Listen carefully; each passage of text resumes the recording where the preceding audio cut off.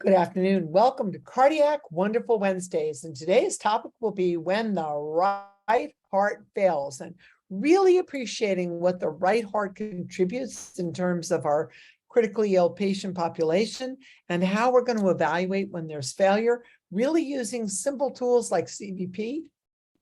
Very helpful if you have pulmonary arterial pressure, but mostly really related to our CVP and how we're going to use that appropriately when we're managing and discussing our patients.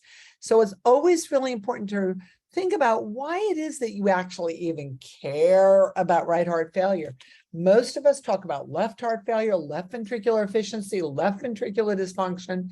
However, it is profoundly important to remember that the right heart, which is a relatively weak pump, is very much at risk in critically ill patients. And more patients that you care for in the ICU than you think have right heart failure. Almost any typical ICU insult, hyperinflammation, severe sepsis, positive pressure ventilation, ARDS, can tip your patients over the edge into acute right heart dysfunction. And the problem with right heart dysfunction is that because it goes unrecognized and under-realized, patients deteriorate very rapidly.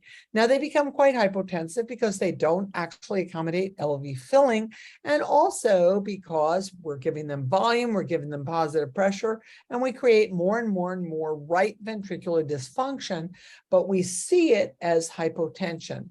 Now, there's a couple of things that are really important.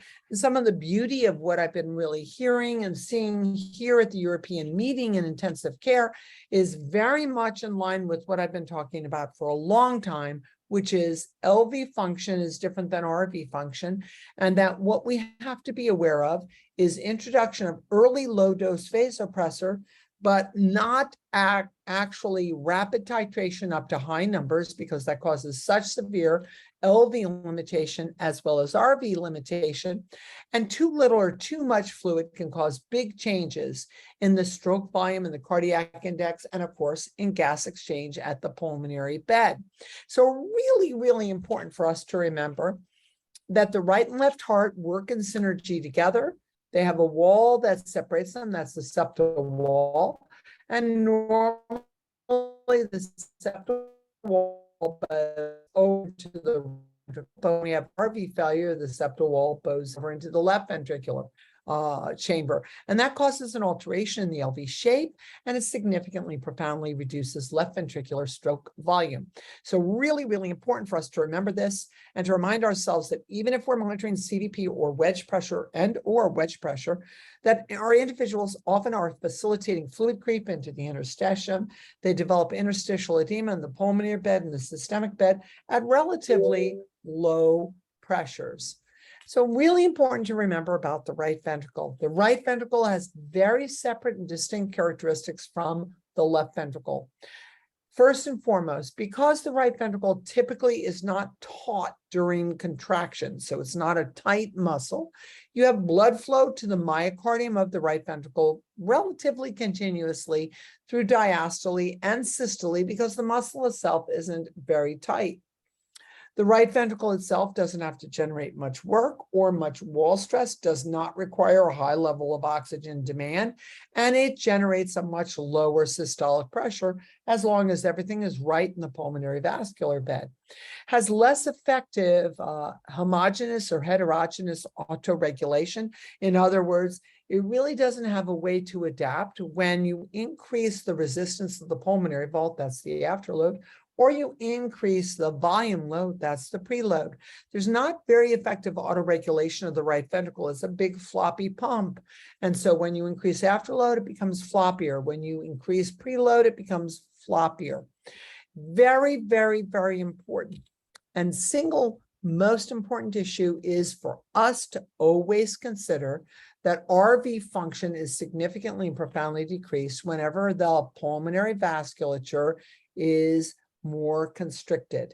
And remember, pulmonary vasculature will become constricted in the face of acute pulmonary hypertension, high-level positive pressure ventilation, pulmonary embolism, or volume overload. So when any of those situations actually present themselves, you should always think reduction in RV function. Now, it's really important to remember how different the right ventricle is from the left ventricle. The right ventricle takes a lot more volume, but it generates a lot less pressure. It uses a lot less oxygen. It has a muscle mass that's about 1/3 to 1/6 of the muscle mass of the LV, and it is profoundly affected whenever pulmonary vascular pressures go up. Pulmonary vascular pressures go up whenever you have hypoxia, when you have respiratory or metabolic acidosis. Oh my God.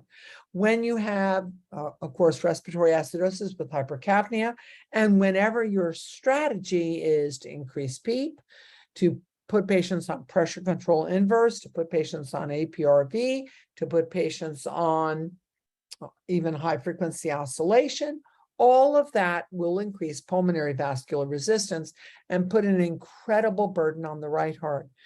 And some really important facts to us to remember is that the right heart accepts all the deoxygenated blood that returns from the system. And through its mobilization of that blood, through the minor ejectile properties and the conduit of the pulmonary vascular bed, which is typically very low resistance, the right ventricle mobilizes the total blood flow up into the pulmonary circulation. Pulmonary circulation has short arteries and veins, but much more significant large vessels and much more significant capillaries for actually the process of gas exchange. So really important to remember that overall the pulmonary vasculature, which is an inordinate amount of vasculature, does not have a highly significant resistance surface area unless you have problems. And it's really important to remember that the right ventricle in general generates about 25 to 35 millimeters of mercury in its contraction against its volume of pressure to open up the pulmonic valve and bolus into the pulmonary artery. But the left ventricle, of course, has to generate a lot more work, a lot higher systolic pressure through its contraction against the volume that fills it in order to open up the aortic valve and bolus blood into the aorta. So we always remind ourselves that in the general normal situation, LV work, LV tension, LV pressure, LV oxygen demand, and LV ejection is significantly greater than RV work, RV oxygenation, RV demand. It's about 7 times greater on the LV side than it is on the RV side. But that, of course, is only in the normal patient. We're not talking about the normal patients. We're going to remind ourselves that the RV actually depends primarily, and is affected primarily by the pulmonary vascular tone. And the single most important thing that we don't think about is that we profoundly affect pulmonary vascular tone through the introduction of positive pressure breathing, which immediately puts a burden on the right ventricle, which in general is reflected in the filling and therefore the ejection of the left ventricle. Now, this is a very common slide that I use in almost everything that I talk about, which basically says that we measure pressure, but what we really care about is volume or flow versus compliance. And always to remember that if a chamber is compliant, large amounts of volume will cause a very small increase in pressure. But if the chamber is non-compliant, small amounts of volume will cause a very big pressure change. So one of the things I like to remind everybody is that compliance is the most important component of pressure, compliance and resistance. You want somebody's arterial blood pressure go up, you increase the resistance of the vessels, the blood pressure goes up. But when that happens, flow also goes down. And that's going to apply here as well when we're talking about our right ventricle.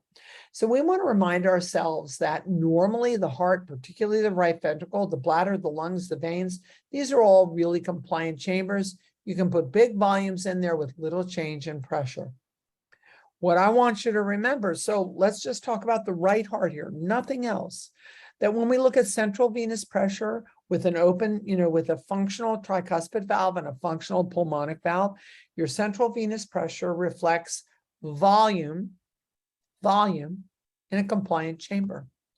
And that means you have very little pressure on that side of the heart. Usually that pressure is 3, 4, 5, 6 millimeters of mercury.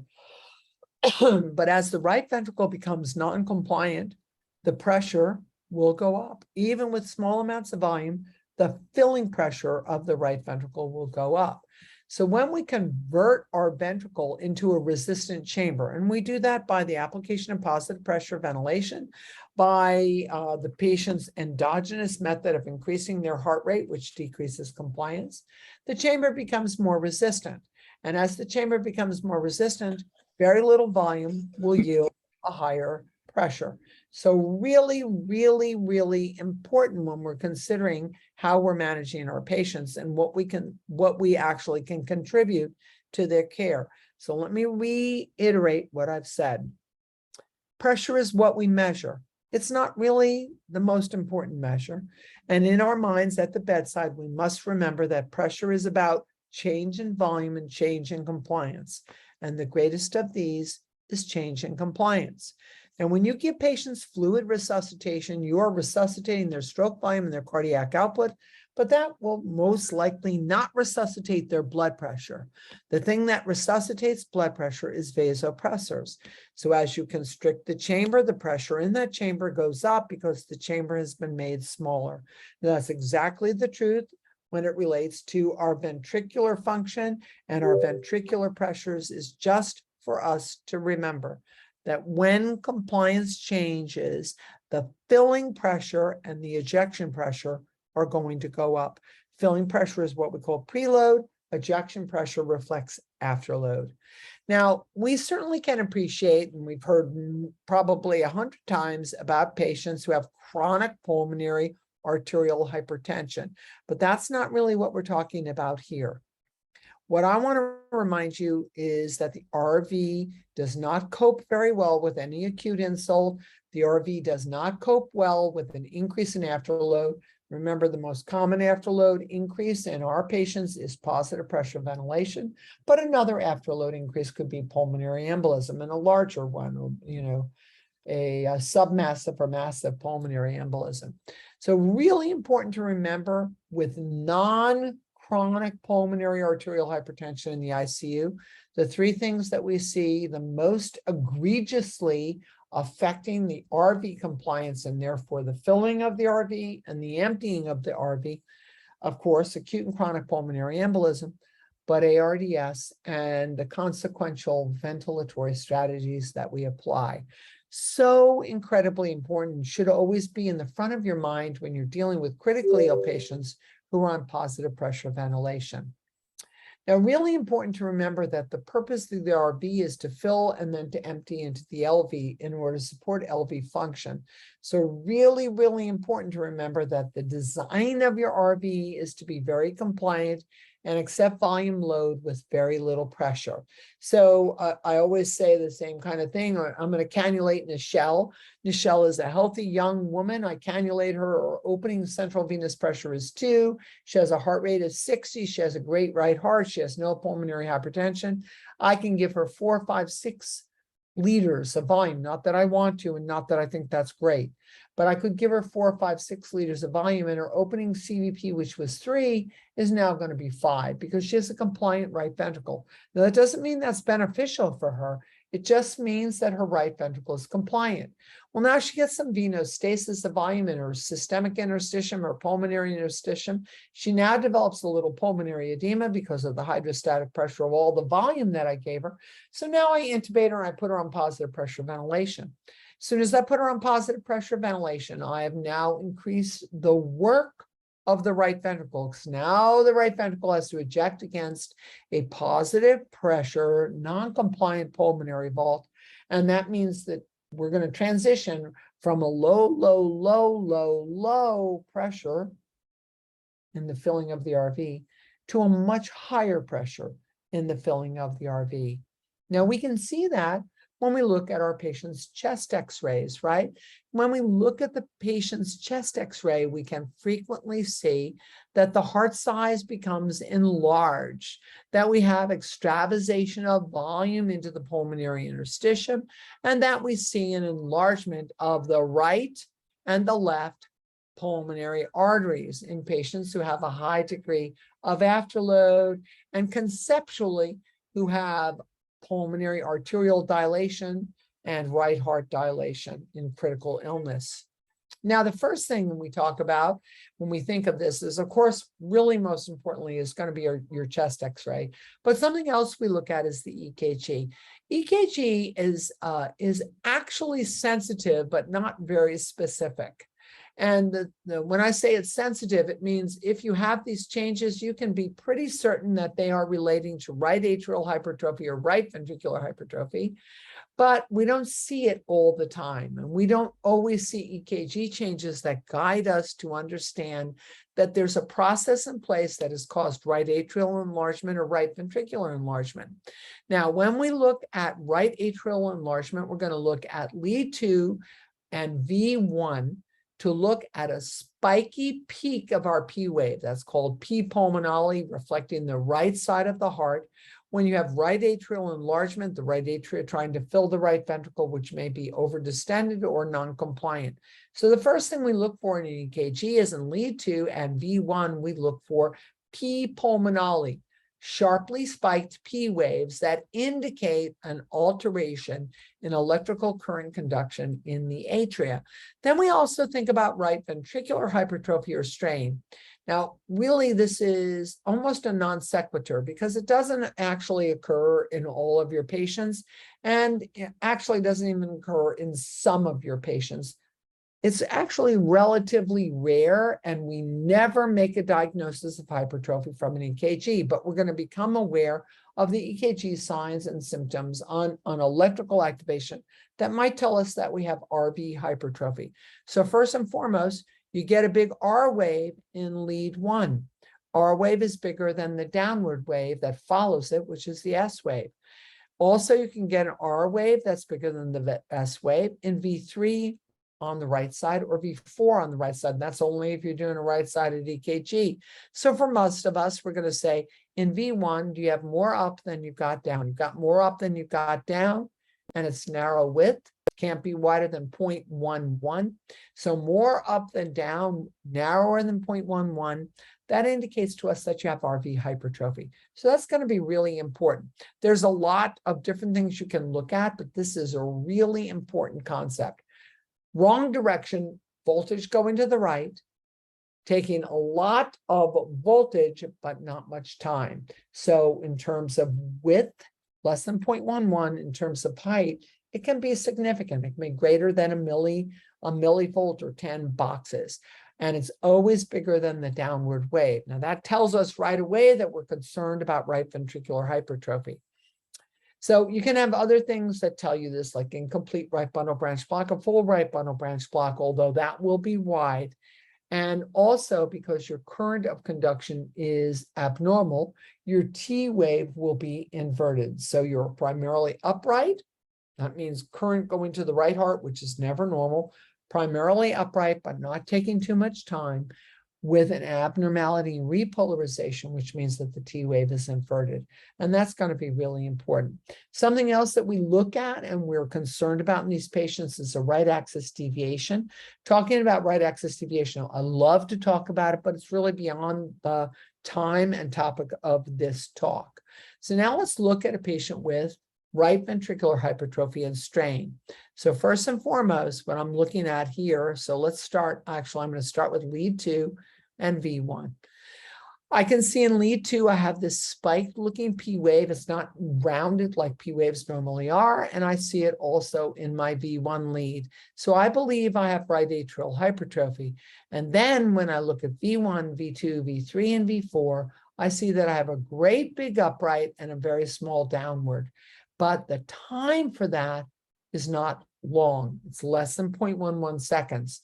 So I have a lot of voltage and I have current going to the right heart instead of the way current should be going, which is always to the left heart. And I have T wave. I have T wave inversion. So this is really important when I'm evaluating my patient. Current is going to the right heart. That gives me above the baseline picture, but the width of it is narrow. That's an indication of RV hypertrophy. Now, the next thing I'm going to do is take an echocardiogram. My bedside providers have said, I think the patient has RV hypertrophy. They have right atrial enlargement. They're not adequately ejecting and filling the left ventricle. First thing we're going to want to do is take an echo. And we're going to look for things that tell us that the vascular resistance in the pulmonary bed is high. Now, if that happens, if the vascular resistance in the pulmonary bed, which is normally compliant, gets very resistant, the RV is going to acutely hypertrophy. You're going to actually have some significant regurgitation through the tricuspid valve into the right atria. The right atria is going to enlarge. So what we see typically is RV hypertrophy first, tricuspid regurgitation next, and the right atria enlargement after that. And as we look at our patients, we can see that on echocardiogram. Now, it can be difficult. It can be difficult with a POCUS, with an ultrasound at the bedside. Ultrasound does not actually visualize effectively the RV. So we really need an echocardiogram to actually look at the width of the chamber and the effect of increased pulmonary hypertension on the pulmonic valve, the RV, the tricuspid valve, and the RA. And you can see all of the things we can look for when we do an echocardiogram. One of the biggest hallmarks, though, when we have iatrogenic or chronic pulmonary hypertension is tricuspid regurgitation, which can easily be evaluated by an echocardiogram. But here's the thing. First of all, we don't perform echoes. We're the nurses at the bedside. And second of all, we may not be highly skilled at interpretation of echocardiograms. So we're going to think about other things that are going to tell us about right atrial and right ventricular enlargement. By the way, anytime anyone is doing an echo at your bedside, you should try to visualize it, ask for some explanations, ask for them to actually help you look depending on what the view is. So you can see here in this view, here's LV, LA, RV, RA, and here's the aorta. And then this is a different view. This is RA to RV and LV. And what you're seeing here, of course, is that the RV diameter is very wide. It's also very wide here. And the septal wall has pushed over into the LV. Same thing over here, pushed over into the LV. But what I see with this view is also that the RA is very dilated and that my tricuspid valve is enclosing. So when my tricuspid valve is enclosing, I'm going to have significant regurgitation. Now, my purpose is not to make anybody an echocardiographer, and I wouldn't be able to do that. I've been studying echocardiogram for a while, really interested in it, but I am not super skilled. I can do basic interpretation. It takes a long time to become super skilled and to really understand all the different views and what they mean. But what I can see when I look at an echo, and even more importantly, when I'm looking at a CVP or I'm looking at a pulmonary arterial trace, is that I can see the outcome of RV dysfunction, which is hypokinesis, akinesis, not actually contracting, and the dyskinesia of the septum. Because as the septum actually becomes flaccid, or as it moves over into the LV, you're going to see LV filling pressure go up, but LV outflow, left ventricular ejection, and the efficiency go down. Lots of things we can see on echocardiogram, not the least of which is what we call severe hypokinesis of the right ventricular mid-free wall. That is actually known as McConnell's sign, and it's highly indicative for acute PE. So here's the thing that's really important. When you suspect right heart failure, there is one and only one catheter that evaluates the right heart, and that's the pulmonary artery catheter. That patient needs a right heart catheterization. This is really profoundly challenging. And the reason it's profoundly challenging is nobody does it enough to really be comfortable, to really know how to float a PA catheter, to understand the waveform analysis as the catheter moves through the heart. So it's challenging because both nurses, even if you've worked with 5 or 6 PA catheters in your 3 years at the bedside, you are not an expert. It just takes forever to become an expert in PA catheterization. And your physicians may have never floated a PA catheter. They're watching a YouTube video that's telling them how to float it. They're relying on you. You may or may not be totally comfortable. This is really challenging. And it's really also challenging because if you have severe tricuspid regurgitation, that's going to make it hard to float your catheter. If your PA pressure is elevated, that's going to make it hard for you to float your catheter. And if you're in tachydysrhythmia, it's going to make it hard for you to float your catheter. But here's the problem, and here's the important thing to remember. Just because you had cardiac surgery doesn't mean you need a PA catheter. Just because you had a stent doesn't mean that you need a PA catheter. When we have aggressive pulmonary pressures from our ventilator is the time that you most need a pulmonary artery catheter. We have to be able to look at right ventricular dysfunction in association with hypoxia, positive pressure ventilation that's escalating, vasopressor administration that's escalating. We will often need a PA catheter because we've got to be able to evaluate right heart function. Because my friends, by the way, without right heart filling and ejection, you cannot have optimized LV filling and ejection. So yes, indeed, the PA catheter, it is not over with. You should not think it's over with. You shouldn't talk like it's not meaningful, because it is meaningful when we think that we have RV dysfunction. So I love this little algorithm slide. I did not develop it myself, just to remind ourselves of RV volume overload, high pulmonary vascular resistance that we've introduced with positive pressure ventilation. So lots of volume causing tricuspid regurgitation, high right-sided pressures, and edema and organ congestion.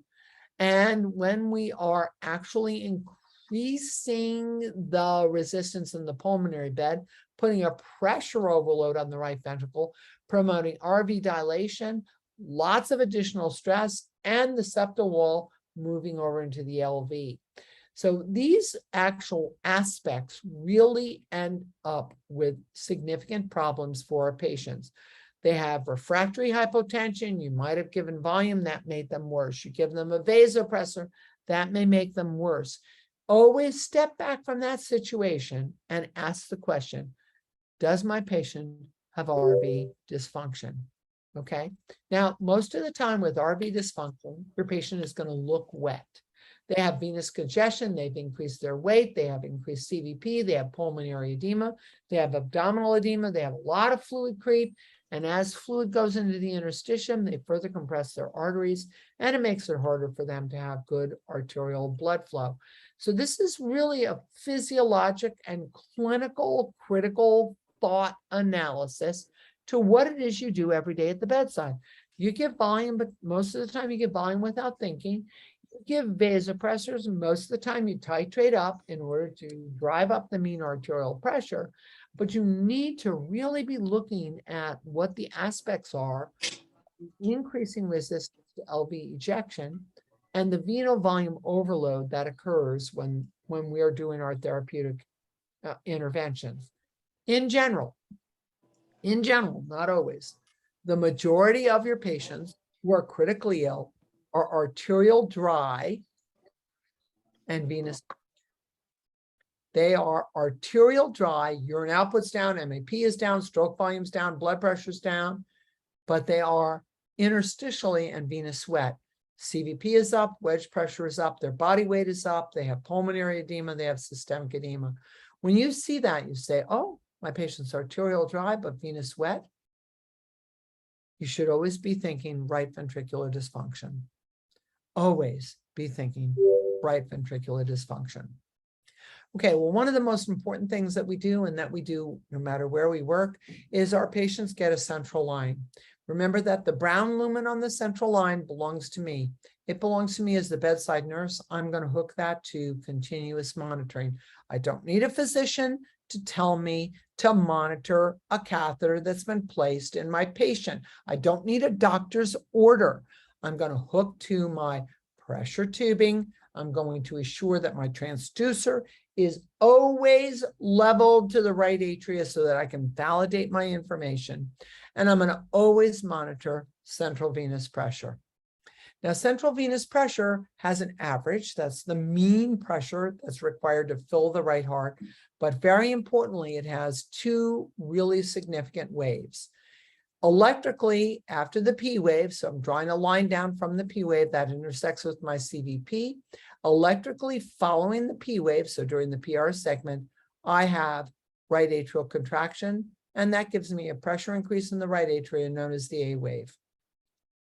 Electrically, after the QRS, so actually typically midway between QRS and T wave during the ST segment, I'm going to draw a second line, and the waveform following that is typically going to be the waveform associated with valvular bulging up into the atria. And it indicates, again, the relationship of the atria to a shift in the compliance because the valve has bulged upwards. A wave, V wave. And in between there is what we call the C wave, which is the pressure increase when the valve closes. Now, this is incredibly and profoundly important. Single most important factor in central venous pressure monitoring is actually studying the waveforms. A wave, pressure increase in the atrial atrial contraction. C wave, pressure increase in the atrial closure of the valve. And V wave, pressure increase in the atria on valvular bulge. Now, we will remind ourselves that the single most important thing is how hard does the atria work to push blood from atria down to ventricle, and that is seen in the A wave. The A wave is the most responsive to tell us about ventricular filling. So something we do as bedside providers is we need to actually monitor accurately the CVP. We actually need to look at the waveform analysis to actually guide our providers as to what needs to happen next. When your A wave is significantly bigger than the other, so it has to be 2 to 4 millimeters bigger than any other wave, A wave, C wave, V wave, that tells you that your problem is ventricular compliance. And so what you have to work on now is ventricular compliance. You use nitroglycerin, you use Flolan, you use Velitri, because we're talking about the right heart, correct? So very important to remember these waveforms of the CVP. This is the most important one. Post-P wave, a line drawn on a dual channel recording between electrical and mechanical event. The A wave represents how hard the atria has to work to fill the ventricle. It is the best indicator of ventricular filling. So everybody needs to get comfortable with the A wave of your CVP because that is going to be the best possible predictor of RV dysfunction objectively. You have to be able to explain it. The A wave is bigger. The A wave is the pressure increase in the atria on atrial contraction. Now, the AV valve cannot be stenotic because if the valve's stenotic, you're going to have a big A wave. And it does ultimately tell you about RV filling, but not a failure of the RV, but actually a failure of the AV valve. So really important when we're thinking about that. So this is just a beautiful visual here, and you can see it belongs to somebody I downloaded. They gave me permission, but their name is on here. But just to remember, the A wave is the most important component that tells us about atrial contraction. The C wave is the closure of the valve, C for closure of the valve. And that V wave is the increase in atrial pressure on valvular bulge upwards. So if I had more hands, I could show you, but I just want to remind you, your atria contracts, your valve closes, your valve bulges. Atria contracts, valve closes, valve bulges. A wave, C wave, V wave. A wave, C wave, V wave. On your central venous pressure. That should be in a scale where I can see all the waveforms. I should be able to record a dual channel recording with EKG and CVP. Without that, whatever it is you're doing is not as meaningful as it could be. So we're going to take a look at this CVP, and you can see that you have some waveform differentiation here, and then you have some respiratory effects. And your monitor basically says, I'm going to look at the peak, and I'm going to look at the trough, the highest pressure and the lowest pressure on what I believe to be exhalation. That's the monitor making those decisions. This is an exhalatory group of waveforms here. And from the peak and the trough, I'm going to give you an average or mean pressure. The problem is that that mean pressure may not be encompassing how big your A wave is. So in the absence of tricuspid stenosis, the peak of your A wave is actually your true CVP. Oh my God, well, the peak of your A wave is 15, but your CVP is reading 10. That may completely misguide you as to what kind of therapy you're going to apply to the patient. So I'm going to look across the top of my A wave. My A waves are at 15. That's what I'm going to document. My trough is at around 5, but I don't really care about that. I care about the peak of the A wave once I've identified it. Okay, so now I look at post P. I'm drawing that line straight down, just like I would on a dual channel recording. Here is my A wave. Oops, sorry. And then if I drew a line down from the T, this is my V wave. So this is my A wave, C wave, V wave. A wave, C wave, V wave. And I've got this really significant decline in my pressure. Okay, so I want to just take a look at two lovely waveforms that are from a cath lab patient. Really a great time to capture abnormal waveforms. And I'm going to go here first, okay? This is a patient with central venous pressure where they have a great big A wave. Your doc comes in the room, they say, well, that's in the artery because you've got this really big waveform. But no, you're attached to the brown lumen of the central venous catheter. The CVP tip is in the right atria. This is an A wave. You have a non-compliant right ventricle with a really large A wave. Now, you might get a big A wave if you have tricuspid stenosis, but you also get it with RV dysfunction. And actually, your patient's right atrial pressure is somewhere around 25. Now, their peak is around 25, but the peak is the A wave, and the peak of the A wave is always the indicator of the process of RV filling. And you can see you have a big peak and then you have a rapid decline. So your monitor is going to take the average between the top and the bottom, but that will not be correct. And that's the biggest problem with CVP is we're relying on transmission information from nurse to nurse to nurse. And our nurse, who is doing the very best job they can, may not recognize the importance of the A wave, the importance of the V wave. So now if we look at a regurgitating valve, what you see here is you'll hardly even see an A wave. An A wave is right here. Here's your C wave, and then you're regurgitating back into the atria every time the ventricle contracts, shooting blood up into the atria, increasing the pressure. That's called the regurgitating. And typically that's seen on CVP as a tall systolic C and V wave. So now we're going to look at this patient and we're going to say, okay, I'm looking at the CVP. First of all, cannot just evaluate it visually by eyesight. I have to do a dual channel recording. Now, because I'm here with this patient in a static EKG, because I've captured it with a photograph, I would say, okay, here's your PR interval, and that may be your A wave, okay? And I'm looking at that A wave across time. That A wave is right around 5 to 6 millimeters of mercury. So I'll look at it over here on the right-hand side. It gets a little higher over here on the left-hand side because it's uneven. But also really important when I look up at the EKG, I'm going to see that the A wave is not contiguous. It's not constant. It isn't always before the QRS. So by the way, I can't look at your A wave at all because you don't have a standard P to P interval and a standard PR interval. You actually have AV dissociation here. Okay. CVP seems really simple. Most of us think it's really simple. Most of your providers think it's really simple. They say to tell us about volume. You know what? Science. It provides an evaluation of ventricular compliance on the right side of the heart. Things you can do: monitor the trend, make sure you're looking at the waveform. Always measure your central venous pressure at the end of expiration and know what that is. And make sure that when patients go up and when they go down, that you are leveling to their position. I actually saw a stunning presentation today that said in over 400 ICU patients in this fantastic Japanese study that when patients were sitting up and laying down, that there was an 18 centimeter difference in the CVP measures because the transducer wasn't appropriately level.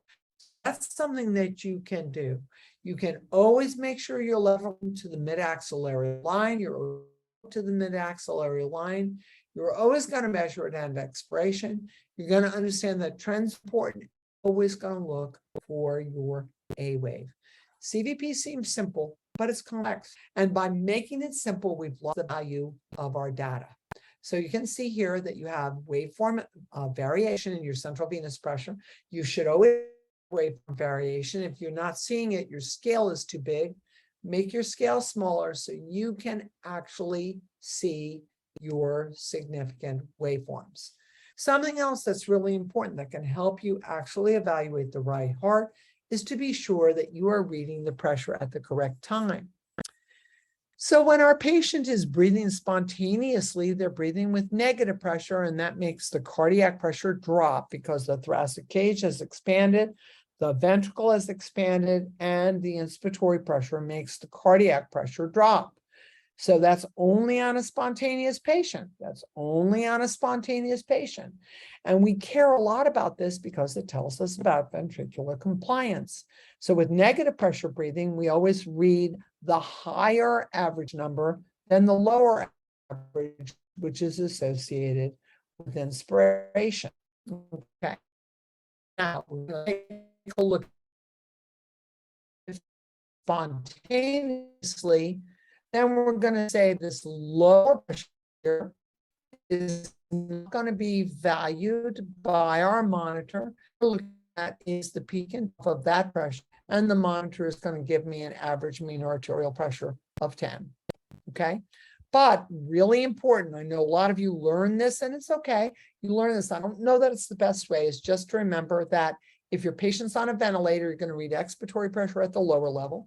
And if they're breathing spontaneously, you're going to read at the higher level. What's really important is you're always going to read at exhalation. Understand how you're breathing the patient to appreciate that. Okay, so now I'm going to look at this patient. You can see that kind of their peak here, the average between the very top and the lower level, is at around 17. Now, you're not going to want to give that patient volume. You're going to be really cautious. You're a little bit worried about the patient. But what if I told you that all of this, all this high level was his positive pressure ventilation applied for a long period of time, similar to pressure control inverse or APRV? This is all inspiratory, and this is your patient's exhalatory pressure. Now, your monitor doesn't understand that. Monitor just says he who's up here the longest is the most valuable. Doesn't understand that we're doing alternative forms of positive pressure ventilation. It's just going to display what's up here for the longest period of time. But actually, this is your patient's actual filling pressure, and this is the constant pressure that's been applied because you're on positive pressure ventilation. So really, really important in this visual, that lower number is exhalation. So with positive pressure breathing, and then if it's prolonged positive pressure breathing, what you want to remind yourself is that the inspiratory pressure is up and the exhalation pressure is down. Now, if you are relying on your monitor to give you the correct information, you are going to be woefully misled here, where you're going to withhold volume. You're going to think everything might be okay. The patient may have volume stasis in the veins, but the problem is they don't have volume in their artery because the right ventricle cannot overcome that inspiratory positive pressure load that we have placed on the patient. And we're going to do that, and it's okay. We're placing a positive pressure load on the patient with our style of ventilatory support, and we're limiting ventricular filling and ventricular ejection. It's up to you to make sure that you understand this and that you actually are promoting the right way of evaluation. So again, remember, only time that exhalation is the lower pressure is with absolute spontaneous breathing, not SIMV, which is administered with pressure support, because you're still giving positive pressure during the patient's inspiration. Absolute spontaneous breathing means no BiPAP, no ET tube. I'm breathing on my own. Otherwise, with BiPAP, pressure support, SIMV, ACMV, pressure control ventilation, volume control ventilation, any type of positive pressure ventilation. Remember, is up, and is down. cannot always discriminate. That is your job. So when we look at this patient, we say in patient, he has a prolonged positive pressure applied to pulmonary volume, and that pressure released. And this is what we would call exhalatory. You'll see that that's at 0. That's at 0. Now, what do I say? Oh, now I think my patient needs volume. No, he's got volume, but his volume is static. So really what he needs is pulmonary dilation and right ventricular inotropic support to move that volume. Now, this is a visual here of pressure control with an pressure for a long period of time and release it for a short period of time. And I'm going to see that because I put that tidal volume, I flow gas into the lung and sustain it in the lung and then finally release. I see that in my basic volume curve and my flow curve. This is my volume curve. Here's my flow curve. I flow gas into the lung, trap that gas in the lung over a period of time to try to open up the alveoli, and then release the gas. And that's called pressure control inverse ratio ventilation. So again, if we apply that back to our patient, we say he's on pressure control, he's on APRV. What we're saying is he's going to have a very prolonged period of time of inspiration with a very short release time. And I have to remind myself of something that should be in every single Bible for critical care. That Bible is the single most important, impactful intervention that limits RV function is positive pressure ventilation. Nobody says don't do it. Everybody says do it, but be aware.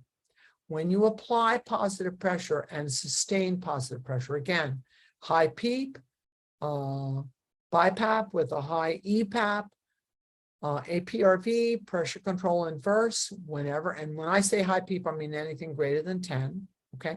That is going to put a profound and significant burden on the right ventricle. Because it puts a burden on the right ventricle, you have a diminished right ventricular performance. You're going to have less volume filling the left ventricle, and therefore stroke volume and cardiac output will drop. You're going to have problems with gas exchange, with systemic perfusion, with organ perfusion. You're going to have fluid creep because now you've got volume stasis in the veins, creeping out into the interstitium, abdominal hypertension. Patient looks like the Michelin man. All of this can be tracked back to partially, at least, RV dysfunction, secondarily to positive pressure ventilation. And we know that we are seeing significant dysfunction in patients who have ARDS with concomitant positive pressure support. We are seeing significant RV dysfunction. So we think about our patients and we think about our patient population. We think about our intubation and our PEEP and our positive pressure ventilation. And then we think about the patients who we gave volume to, who have volustasis in the vein, who have interstitial volume loading, but who have actually arterial hypovolemia. They're not making urine, they're hypotensive, we're adding vasopressors. We really have to have a concept here. So I'm going to just draw the concept and then we'll be done for today. Okay, so normally you iatrogenically have about 5 centimeters of PEEP in your alveoli, and your right heart moves that blood flow past the alveoli with very little resistance, moving it through past the alveoli to promote oxygenation, and that blood becomes oxygenated and returns to the left heart. But as we get to 10 centimeters of PEEP or greater, now that means if I'm on pressure control inverse ratio ventilation, APRV, high frequency oscillation, or just straightforward 10 of PEEP or 10 of EPAP on a BiPAP device, what I've done is I've actually distended the alveoli, which has then compressed my blood vessel. Now my right heart has to overcome that significant increase in resistance in order to mobilize the blood. So say we're just going to talk about our patients as normal, right? C is 6, pressure is 6, our pressure is 20/10. Easy to move that blood flow past the alveoli and promote gas exchange. But now I'm going to put my patient on 14 of PEEP. So look what's happened. Look how big, how much resistance that they're working against. So your CVP goes up, your RA pressure goes up, your RV pressure goes up, not 20 over 100, 1,121, but 20 over about 12 or so. and very little blood flow is getting past the alveoli, getting oxygenated and returning to the left ventricle. Now, by the way, I am not anti-PEEP. I am so pro-PEEP, you wouldn't believe it. I think we're PEEP wussy. I don't think we had enough PEEP. I don't think we recruit the lungs very well. And when we look at a chest x-ray like this, there is no question this patient needs more PEEP. But as we add PEEP, what actually happens is our blood flow dynamic through the pulmonary vault decreases.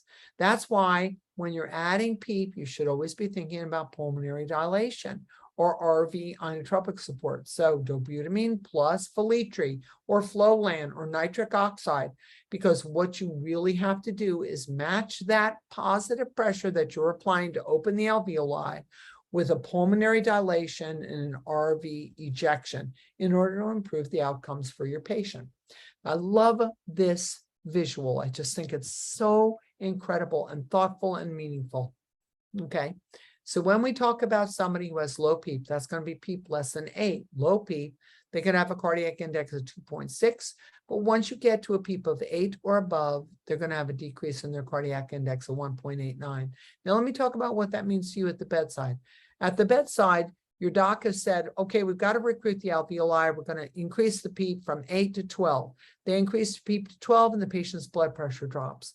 So you call the doc, you say the blood pressure dropped, and you're either going to give norepinephrine, you're going to give volume, or you're going to decrease the PEEP. None of which is really effective for that patient, because what's happened is as you increase the PEEP from low to high, you put a profound resistance load on the right ventricle.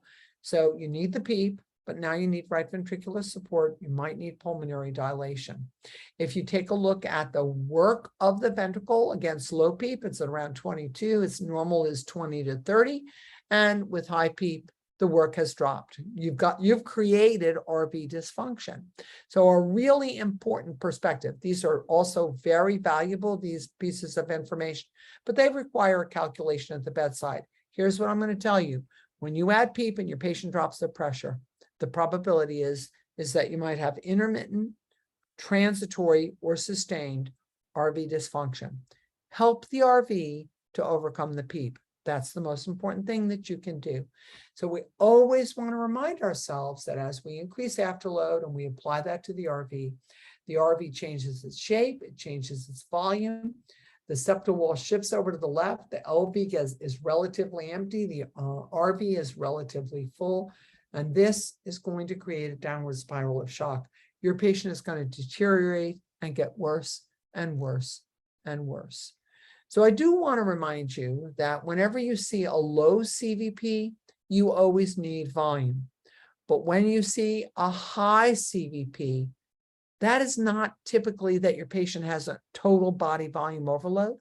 They have a venous volume overload because there's failure to move the volume into the right ventricle, out into the pulmonary bed, and into the left ventricle. So I hope that I've made a case for understanding RV dysfunction. I want to be aware of your time as well as mine, and recognize that we've been together now for an hour talking about RV function and RV dysfunction in our critically ill population, and really thinking about that relationship. So I just want to quickly give you a case study. I'm going to be done in 1 second. Here's a case study of a patient in the ICU. Here's his chest x-ray, and here's his lung CT.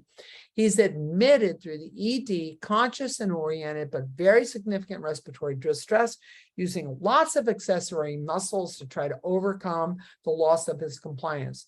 He's not febrile, he's tachycardic, he is tachypnic, and his blood pressure is 130/70, but his SpO2 is 70% on 100% oxygenation. He's really struggling to breathe, so he gets intubated. Okay, so we look at his first chest x-ray, and we look at his first EKG. Now, there's no question that this patient has some ventricular dysfunction and that he needs alveolar recruitment. And then when we look at his EKG, the very first thing I'm going to do is I'm going to look at lead 2 and see that kind of sharply spiked P wave, correlating that over here in V1. He also has a first-degree heart block. And then I'm going to look at V1, which has this very large upright, V2, a very large upright, V3, a very large upright. This could actually be indicative of a posterior myocardial infarction, but no, in this case, it's RV hypertrophy. Now, remember, we're not going to make a diagnosis of RV hypertrophy really from an EKG. What we want to do is be aware of what's occurring. He may also meet some of the criteria that is necessary for a pulmonary embolism.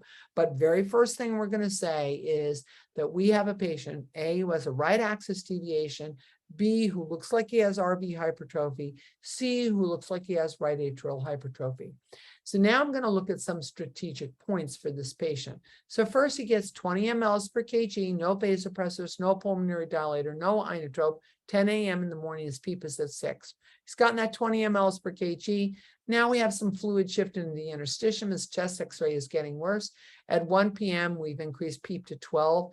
We've given him more fluid at 10 mLs per kg. And by 4 p.m., he's now on pressure control with a PEEP of 16. So now we're prolonging, we're putting him on pressure control in first. We're prolonging his inspiratory time. We've also given him a lot of PEEP. He's now on a standard fluid of 150 an hour. He's not giving challenges or boluses, but now we also have to add norepinephrine to keep his blood pressure up. By 8 p.m. that night, we've increased his PEEP to 20. He's still on pressure control. He's not getting any fluids because now he looks profoundly volume overloaded. He's on norepinephrine of 10, and we've added vasopressin. By the time you add vasopressin, you know you got a problem, right? Now at 12 a.m., we switch him over to APRV, which is a sustained high positive pressure, usually at around 30, with a short release time that allows you to remove your CO2. He's on APRV with a constant positive pressure of 33 for 6 seconds. So he has a very short release of pressure, about 0.8 seconds. His constant pressure is 33 centimeters of water pressure. So his right ventricle has to overcome that. Still not getting fluid, which is great. He's on norepinephrine at 10 and vasopressin, and dobutamine is at 3.75. Okay, 3 a.m., same thing. But now what gets added is a vasodilator. And then at 10 a.m., still on APRV, 10 mLs per kg of fluid now. You got 10, his norepi is 10, he's still on vasopressin, his nitric oxide is on 40, and his dobutamine is 2.76. So now let's just take a quick look at what happened to him at 10 a.m. Doesn't have a PA catheter, has a mean arterial pressure. Here's his heart rate, here's his CVP, here's his urine output. Here's his gas exchange ratio and his base deficit, heralding to us whether or not he has metabolic acidosis. So right here, he actually doesn't look so bad. He's looking pretty good at this point. At 1 p.m., he's starting to look worse. He's gotten a PA catheter. His PA pressures are elevated. His right heart ejection, normally 40 to 60%, is somewhat normal. His cardiac index and stroke volume index are relatively low. Those are being measured in the systemic artery. His mean arterial pressure has dropped. His heart rate is up. His CVP is up. And he has a urine output still of 0.6 mLs per kilogram per hour. But now his gas exchange has gotten worse, and he now has some metabolic acidosis. 4 p.m., remember, he gets Levophed. He's still getting fluid at 150 an hour. He gets worse. His right heart is worse. His left heart is worse. His heart rate is up, his CVP is up. He has improved gas exchange a little bit, but his base deficit is worse. And then we go on in each hour, and what you see until dobutamine gets added and until nitric oxide gets added, your patient doesn't improve. Now, the idea here is to recognize that somewhere right between 1 p.m. and 4 p.m., your patient was presenting with right ventricular dysfunction. It really, actually, from my point of view, all depends on you. Monitor it and treat it. Look at RV function, look at CVP. If you have a PA pressure, great, but you don't have to have that. You really need to look at your ventilatory strategies and as they correlate to your arterial blood pressure and your stroke volume. Really be aware of right ventricular dysfunction. If you have a PA catheter, and you have an advanced catheter, you have an advanced monitor, always plug your monitor to your bedside monitor to your external monitor so you can actually evaluate RV function. You're able to look at right ventricular ejection fraction, and that's going to give you a really great way to monitor your right heart. Most people aren't doing that, and that is okay. Look at your CVP, look at your A wave, correlate volume load in the veins to volume underload in the arteries, and act accordingly. Actually be proactive, work hard to move forward, and always remember that your RV is profoundly afterload sensitive. So as you go up on positive pressure ventilation, PEEP, pressure control, etc., you put an extraordinary burden on the right heart, and you dissociate the right from the left ventricle. And that can actually promote a very significant downward spiral. I encourage you to learn more about it, read more about it, study about right ventricular function. The best author on RV dysfunction is Antoine Villard-Baron. He just happens to be French, but I've been following him for almost 20 years. I have a couple of articles that are written about right ventricular dysfunction in ARDS and with positive pressure ventilation. I've been asked to actually participate in a book about it. So that'll be another year or two, but I would encourage you to actually read more about it because it is really common and it happens a lot in our critically ill patients. I thank you so much for joining today and every day, and I appreciate the work that you're doing to take care of patients at the bedside. I hope that we can continue to work together, that you can share with me what you're doing, and I can share with you what I'm doing. Thank you very, very much.